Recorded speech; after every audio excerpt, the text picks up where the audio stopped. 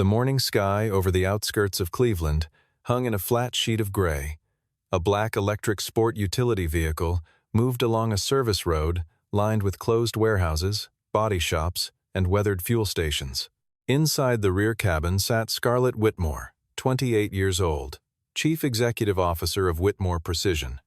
Dressed in a tailored black dress with a deep neckline, her chestnut brown hair falling loose, a tablet glowing against her crossed knee. Her mind was on the meeting that waited at the end of the drive, a contract renewal worth $40 million with a commercial logistics partner whose patience had been thinning for months. The renewal mattered more than the figure alone suggested. The bank that had financed Whitmore Precision's expansion into commercial electric drivetrain components was watching the same paperwork from the other side, and if the contract slipped, the bank would have every reason to call in covenants the company could not yet meet. The dashboard chimed twice. A warning bloomed across the driver's display in clean white letters. Drive unit thermal shutdown. The vehicle slowed of its own accord, power tapering away even as the driver pressed harder on the pedal. He guided the SUV to the shoulder. 2 hours, the dispatcher said over the phone. The certified service team was busy on another call. 2 hours was forever, when the meeting was in 50 minutes, and the partner was already suspicious of Whitmore's reliability. The driver glanced at the lot ahead, where a small fuel station sat tucked at the corner of the road, and behind it, half hidden under a leaning aluminum overhang, stood a garage with hand-painted letters across a wooden sign, Mercer Auto and Electric Repair. Scarlett looked once at the cracked concrete apron, the silver paint-scuffed roll-up door, the toolboxes stacked beside a single old lift, and a faint, dismissive smile curled at the edge of her mouth. A man stepped out of the bay, wiping his hands on a clean shop rag. He was tall, broad in the shoulders, his dark brown hair cut close, his eyes calm and patient in a way that had been earned rather than chosen. His shop shirt was the color of weathered slate, his jeans dark with old oil that no longer stained. He looked at the SUV, then at Scarlett, then at the warning still glowing on the dashboard. His voice, when he spoke, was low and even, asking what the vehicle had reported. Scarlett did not bother to soften her tone. "A place like this," she said, loud enough for the driver and the assistant in the front seat to hear, could probably handle a riding mower. A Whitmore drivetrain was something else entirely. She did not laugh out loud. Her amusement stayed at the edges of her mouth, the kind of casual cruelty that powerful people sometimes mistake for honesty. From the small office at the back of the garage, a child stepped quietly into the doorway. She was 6 years old, her wheat-colored hair pinned with a slightly crooked clip, a worn stuffed rabbit pressed against her chest. Grace Mercer had heard every word. The bright, shy expression she had been wearing 2 seconds before slid quietly off her face.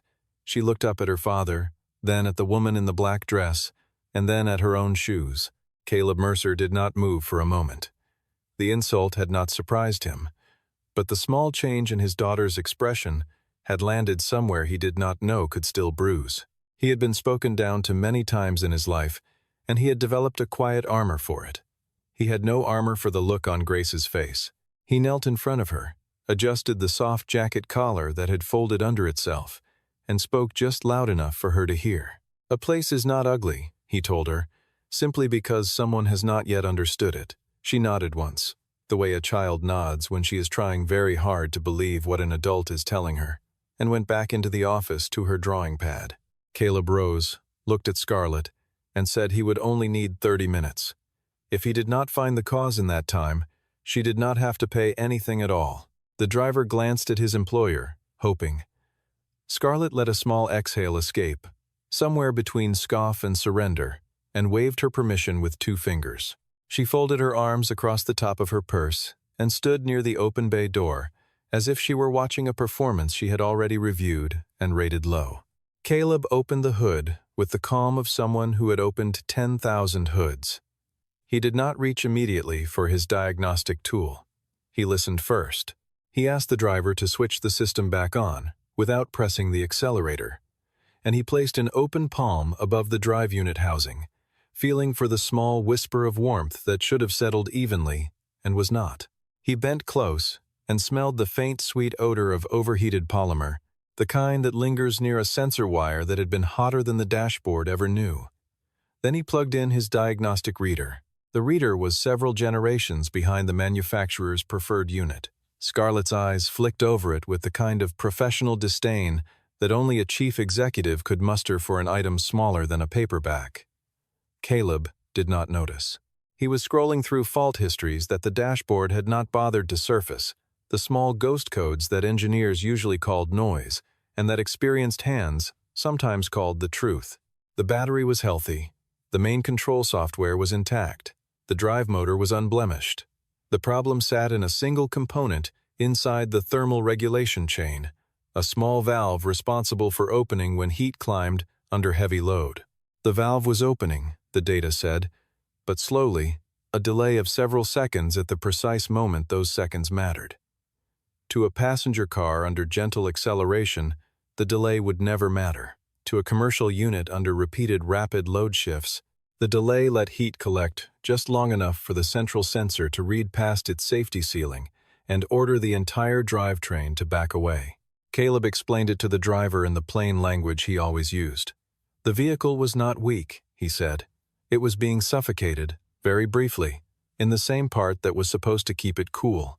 Then it was being told to shut down for a fault that was not really its own.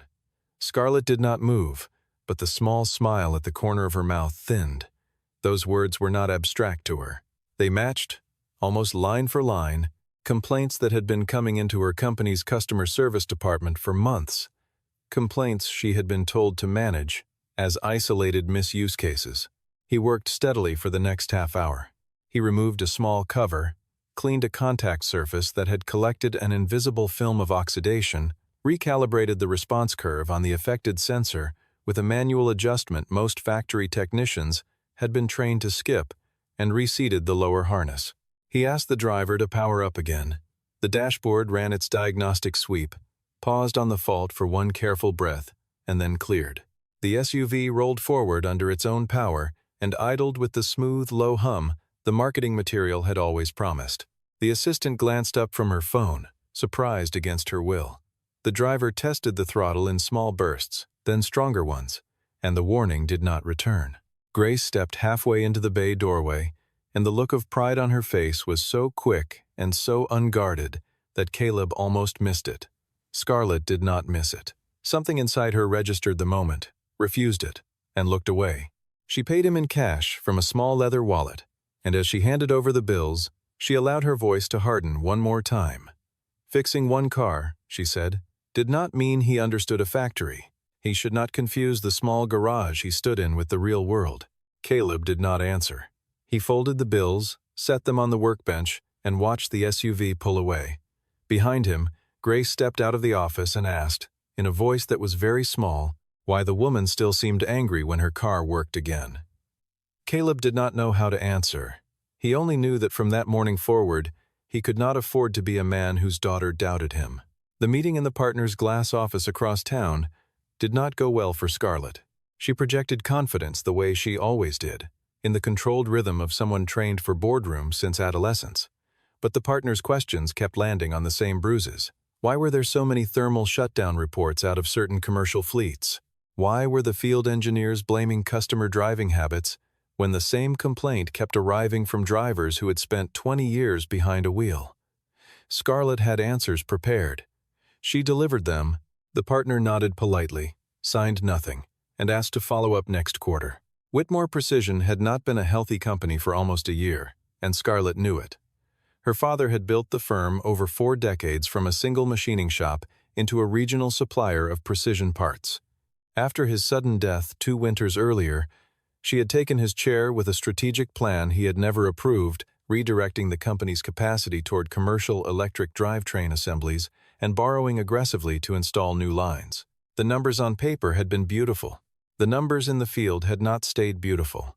Victor Grant, the chief financial officer, sat across from her in the back of the car as they drove away from the partner's office. He was 52, lean, careful. He did not raise his voice. He never had to. He laid out, in soft and exact sentences, the position of the bank, the schedule of covenants tied to the new line, and the conclusion any of those creditors might draw if the $40 million contract slipped beyond the next 2 quarters. Scarlett listened without looking at him. Inside the engineering wing of Whitmore Precision, a younger engineer named Amanda Reeves had been carrying a folder for some months.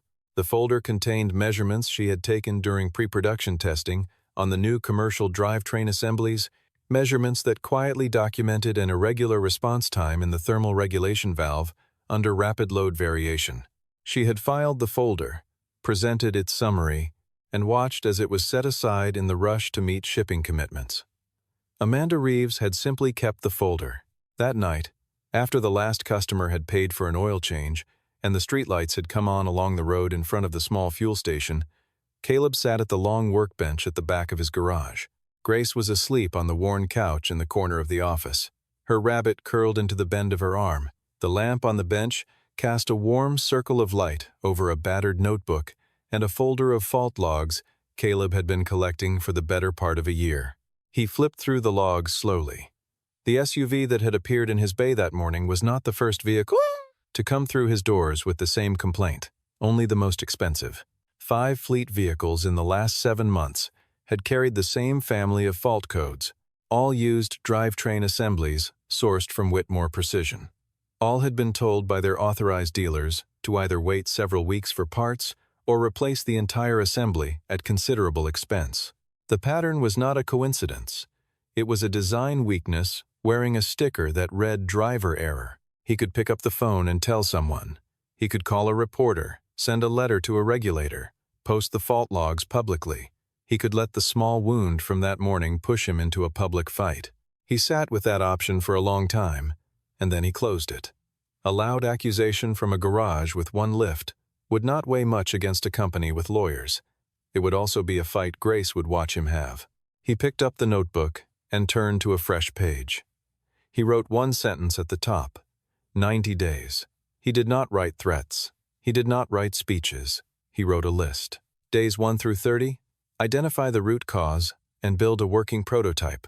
Days 31 through 45, install the prototype on actual customer vehicles with permission and document every result. Days 46 through 60, standardize the procedure, build a small inventory, and treat the operation as a real shop. Days 61 through 75, sign service agreements with real commercial fleets. Days 76 through 90, secure outside capital and prepare to absorb whatever the larger market shed. He did not know on that first night that he would buy a factory. He only knew that if Whitmore Precision continued to deny what its customers were experiencing, the market would eventually demand someone willing to repair what was actually broken, and he intended to be that person. The first 30 days were not heroic. They were tired. He continued to take ordinary work during the day because the bills did not pause for ambition, and Grace needed groceries more than she needed a father chasing legends. At night, after she had brushed her teeth and chosen which book she wanted him to read to her, he returned to the workbench and worked until his eyes refused him. He sold the second pickup he had been holding on to and used the money to buy a better thermal imaging camera, additional pressure sensors, a small load bench, and 3 damaged drivetrain assemblies that a salvage yard was willing to part with for very little. The garage began to change. Schematics covered an entire wall. Cardboard boxes received careful labels written by Grace in colored markers. One carried in her handwriting the title, Dad's Big Fix. There were nights when his prototype shorted out. There were nights when his measurements contradicted everything he had assumed 12 hours earlier. By the 24th night, he had a small device the size of a man's palm, a secondary thermal regulator, that responded faster than the original valve and bled excess heat away from the sensitive sensor before the main system could panic into a shutdown. The original drivetrain stayed intact. Nothing essential was removed. The new device sat humbly in line, like a translator standing between 2 parts that had stopped listening to each other. By the end of the 30th day, he could install the prototype in just under 1 hour, and the modified assemblies he had wired into the load bench held their performance through repeated cycles that had previously caused them to fail. On the morning of the 45th day, a man pulled into the lot in a commercial van that had no working drivetrain. His name was Brandon Hale. He was 42, with a tired face and a worn cap that read Hale Logistics across the front. He ran a small fleet that delivered medical supplies on contract for a regional hospital system, and his largest contract required him to keep at least 3 vehicles on the road at all hours. 2 of his vans had been off the road for almost 3 weeks. The authorized service center had told him the next available appointment was 21 days out. Brandon Hale was going to lose his contract. He had heard about Caleb through a chain of phone calls that had not started with strangers. He stepped down from the cab, walked into the bay, and asked, with the bluntness of a man with nothing left to lose, whether Caleb could keep his vehicles running. Caleb did not promise anything. He asked Brandon to sign a single-page agreement that explained, in clear language, that the work was experimental, that data would be collected before and after, and that if the device did not perform under real conditions, Caleb would remove it at no charge. Brandon read the page once and signed it. Caleb installed the device that afternoon, took baseline measurements, ran the van through a 30-mile loop with a deliberately mixed load profile, recorded the results, and handed Brandon a printed log along with the keys. "Use it the way you usually use it," he said. "Bring it back in 7 days." The next morning the van rolled out before dawn, and it stayed on the road. The drivetrain held its temperature through every stop and start, every loaded climb, every long idle in a hospital loading dock. After 7 days, Brandon brought it back, brought the second van as well, and then brought a third. The work cost him a fraction of what a dealer assembly replacement would have cost. He asked, almost shyly, whether he could tell other fleet owners about what he had seen. Caleb said yes. He simply understood that a working answer to a real problem moves through a market faster than any complaint ever could. Within 2 weeks, Brandon's quiet endorsement passed from fleet manager to fleet manager in the small private community of people who actually drove the vehicles the city depended on, had brought 5 other fleet owners to the garage door. Each one signed the same agreement. Each one drove away with a working van and a printed log. Each one began telling someone else. By the morning of the 60th day, Caleb understood that he could not continue to be a single technician working at night. The demand had outgrown his hands. He filed paperwork for a small business and named the company Mercer Thermal Systems. He kept the original garage as the operating address, but he reorganized the space with the seriousness of a man who knew that small mistakes scale faster than small successes. He divided the bay into clear zones for receiving, measurement, assembly, quality testing, and packing. Each device was hand-built and serial numbered. 2 finished units were tested for every one shipped. He wrote a 1-page warranty in language a fleet manager could read in 3 minutes, and he signed every warranty himself. He hired 2 new employees. One was a machinist named Dale Whitfield, 61 years old, who had been laid off from Whitmore Precision in a cost reduction wave 18 months earlier, despite a perfect record. The other was a quality inspector named Renee Patterson, 44 years old, who had been similarly cut. Both had been told that their experience could be replaced by software and younger hires. Caleb told them, in the very first conversation, that he had hired them for what they knew and that he intended to listen to them. Grace watched all of this from her corner of the office. She helped label boxes with her colored markers and left small drawings on the workbench when her father worked late. She did not understand contracts or covenants or thermal valves, but she understood that the place once called ugly was now full of people who treated it like it mattered.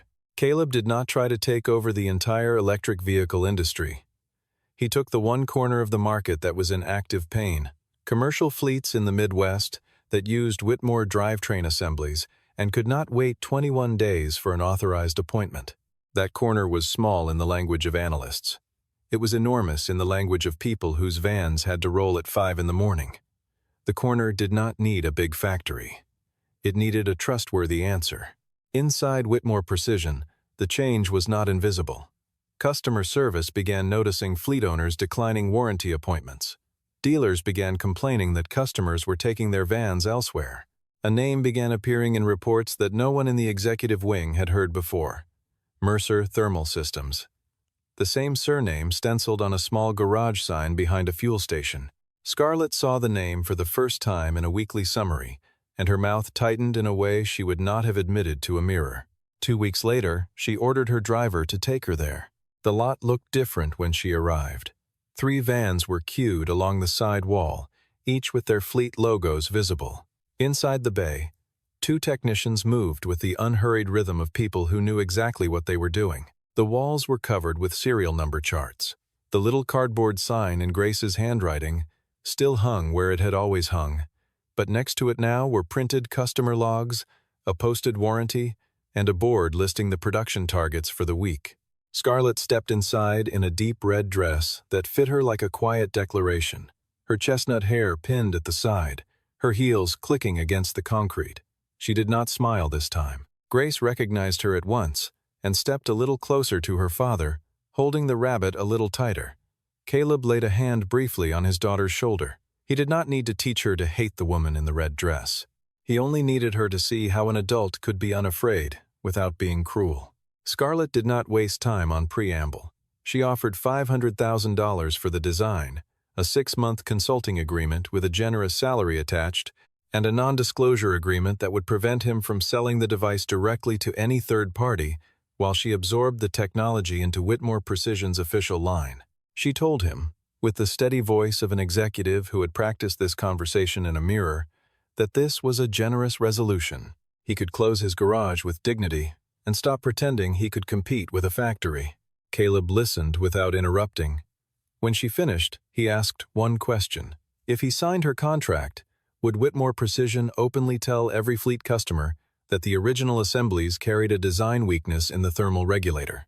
Scarlett did not answer immediately. She said something about phased communication, about protecting shareholders, about not causing unnecessary panic. He told her, calmly, that she did not want to buy a solution. She wanted to buy a silence. He told her that fleets did not need her quiet. They needed their vans to roll. He told her that the garage she had laughed at had become the answer to a problem her company had refused to admit, and that no amount of money would make him hide that answer behind a paper. Scarlett's color rose. She accused him of grandstanding. She said that a small garage could not replace a factory. Caleb did not raise his voice. The market does not need the largest factory, he said. It needs the most trustworthy one. Scarlett left without saying goodbye. When the SUV pulled away, Grace let out a small breath she had been holding. Caleb knelt and told her, gently, that the woman was not angry at her. The woman was angry at the truth, and the truth had a habit of taking time before people made friends with it. The next weeks were not kind to Whitmore Precision. Scarlett ordered her engineering team to deliver a rapid patch. They did. The patch lowered the surface temperature at the sensor by a measurable amount, but because it did not address the slow opening of the regulator valve, it bought only weeks rather than the months it claimed to buy. A regional delivery fleet that operated more than 200 vehicles equipped with Whitmore assemblies hit a stretch of peak season volume in early winter, and within 10 days, 17 of those vehicles had been pulled off the road with the same family of fault codes that the patch was supposed to have ended. The story moved through the channels that matter in a niche industry. Local trade journals picked it up. Fleet associations sent angry letters. Dealers began copying their grievances upward in writing. The name Mercer Thermal Systems began appearing in trade articles next to Whitmore Precision, and the comparison was not flattering to the larger company. Victor Grant called an emergency executive meeting and laid the consequences out without softening anything. The $40 million contract had not been renewed. The partner had quietly written its decision into a paragraph buried in a routine letter. With that contract gone, several covenants tied to the new production line crossed into default territory. The bank, Victor explained, would no longer permit Whitmore Precision to operate as if the line were a permanent asset. The line would have to be sold, or the company would have to be sold. Scarlett tried to argue. She talked about brand resilience, about market memory, about consumer cycles. An older board member, a man named Harlan Brooks, who had served alongside her father from the company's earliest years, finally cleared his throat and spoke for the first time. "Your father," he said, "built this company by listening to the people who stood closest to the machines. When did we begin laughing at them?" The room went quiet. Amanda Reeves, sitting in the back as an invited specialist, opened the folder she had been carrying for almost a year and slid it across the table. The original measurement records on the thermal regulator were inside. The internal date stamps were old enough to make every executive in the room look very tired. Scarlett opened the cover, read 3 pages, and closed it again. She did not speak for the rest of the meeting. Henry Cole had been watching Mercer Thermal Systems for almost a month before he drove to the small garage in person. He was 48, a partner at a clean technology fund based in Columbus, careful with money and unsentimental about stories. He had not come because Caleb was a single father. He had come because the operational data that Brandon Hale and the other early fleet customers had been quietly compiling showed real cost reductions, real uptime improvements, and a real failure rate decrease across thousands of miles of roadwork. He spent half a day in the bay. He asked questions that proved he had read the warranty before he stepped through the door. He spoke to Dale Whitfield and Renee Patterson and listened to them more carefully than he listened to Caleb. At the end of the visit, he offered an investment that would give Caleb the capital to scale the operation honestly. There was one quiet condition. Henry would expect Caleb to consider acquiring distressed manufacturing assets if they came onto the market in the region. The condition was not pressure. It was foresight. They both knew which factory was likely to become available. Days passed. The auction filings came faster than Scarlett had let herself expect. The bank scheduled a structured asset sale of the new production line and the surrounding facility. There were not many bidders willing to absorb a facility tied to a public failure. The only bidder who had the inventory of signed fleet contracts, the operational data to justify continued use of the line, and outside capital ready to deploy, was the man Scarlett had once told to confine himself to riding mowers. The closing happened in a glass conference room overlooking the still floor of the Whitmore Precision plant. Caleb wore a clean, dark shirt and a quiet jacket. He had not tried to costume himself into a different man for the occasion. Grace sat next to him in a small chair pulled close, with her rabbit on her lap. Henry Cole sat to one side as the representative of the fund. Victor Grant sat opposite. Scarlett sat at the end of the table in a charcoal suit, her hair pulled back into a low knot, her hands very still on the closed folder in front of her. The attorneys read paragraphs. Signatures were collected. When the closing was complete, the lead attorney announced, in the flat voice that attorneys use for moments other people will remember, that ownership of the line, the facility, and the equipment had passed to Mercer Thermal Systems. The room did not erupt. There was no applause. There was only the quiet shift of pages and a long exhalation from Victor Grant that nobody acknowledged. Scarlett looked across the table at Caleb. The man she had once called a small garage operator owned her father's factory. Caleb did not smile. He did not stand and offer a barbed parting line. He signed the last copy of the final document, slid the folder back to the attorney, and looked down at the silent floor below the conference room with the careful eyes of someone who understood that the win was now a responsibility. The workers below, who had been told to gather at noon for the announcement, did not know yet that they were going to keep their jobs. After the signing, Scarlett walked alone down a hallway lined with photographs of the company's history. Halfway along the wall, she found a portrait of her father from the year he had opened the first production line, standing in front of the original lathe in a stained shop coat, his hands marked by the kind of permanent darkness that no soap ever fully removes. Beneath the portrait, a small brass plate carried a sentence he had said often enough that it had been engraved as a motto: "Never laugh at the person who stands closer to the machine than you do." She stopped in front of it for a long time. She remembered the morning 2 months earlier when she had stood in the cracked apron of a small garage and decided, before she had spoken a single word to him, that the man inside that bay was beneath her concern. The grief that arrived in her chest was older than the grief of losing a company.